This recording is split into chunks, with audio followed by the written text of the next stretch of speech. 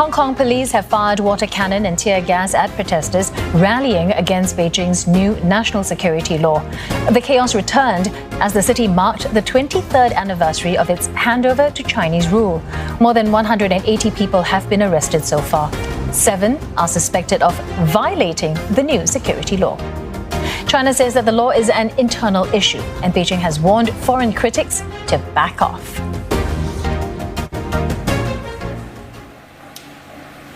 And for a closer look on what's happening in Hong Kong, let's speak to Hui Ching, a research director of the Hong Kong Ming Institute. Firstly, let's get your thoughts on the timing of this. Why was it important for Beijing to rush the enactment of this law? Well, of course, I guess everybody on this planet would think the means what now we are having are quite extreme, right? And is quite unexpected to many political players in locally and internationally. But if we look back, what had already happened in our town, actually since the second half of June, June of 2019. And then not up to November or December, but actually up to the first few months of this year 2020, just prior to the COVID-19 pandemic, the situation of Hong Kong was really bad, and not only national security, but actually the central government of the PRC, they wish to re-establish the social stability of Hong Kong and nearby, as we know that Hong Kong and the southern part of the country play pretty important role in economic and social development of the whole country. So I guess Beijing needs some time to estimate what any means they could exercise in Hong Kong and what the aftermath they would be. And now they put it out, and then they try to stabilize the situation of Hong Kong. And of course, we have to face a number of major elections this year and 1 or 2 years later. But I don't think these are the major considerations of of the central government of the PRC, but they are thinking something more long-term. All right, so what are the major considerations? Because, critics of this legislation are indeed calling this a sort of a second handover back to China. So what are the considerations? What kind of a message is Beijing sending then?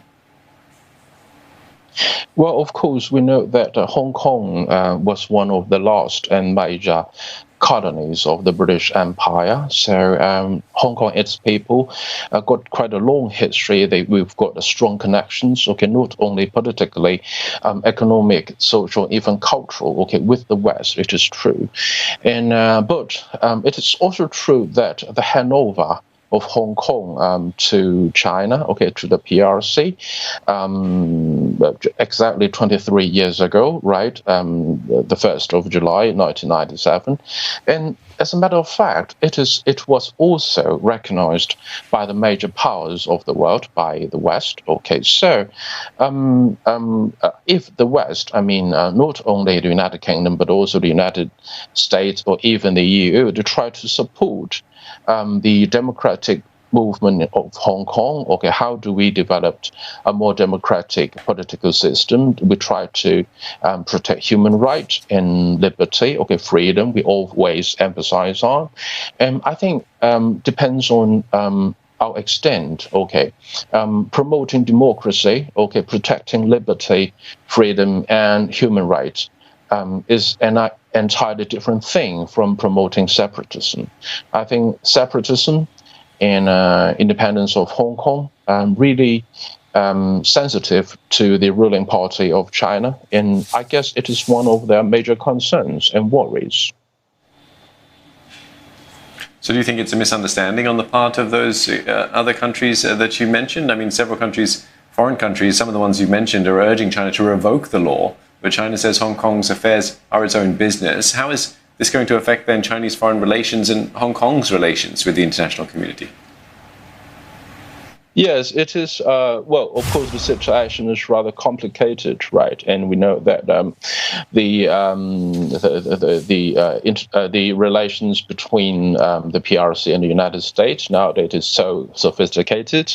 We're not only talking about trade war, but also about, sanction on high technologies, everything. Okay, the use of U.S. dollars, or even we're talking about, would there be a major currency war between the PRC and the United States? And we know that Hong Kong is one of the most open and important international financial center of the PRC right now, is a part of China. So I guess Hong Kong and its people is nearly impossible for us to escape from the power politics. The two giant, on the two different sides of the Pacific Ocean, okay, namely China and the United States, okay, and the power struggle between them would be more and more serious, and I think the political and economic, even social future of Hong Kong become more and more sophisticated, and more unknowns are waiting for us. So much for your perspective there. Hui Ching, Research Director of the Hong Kong Ming Institute.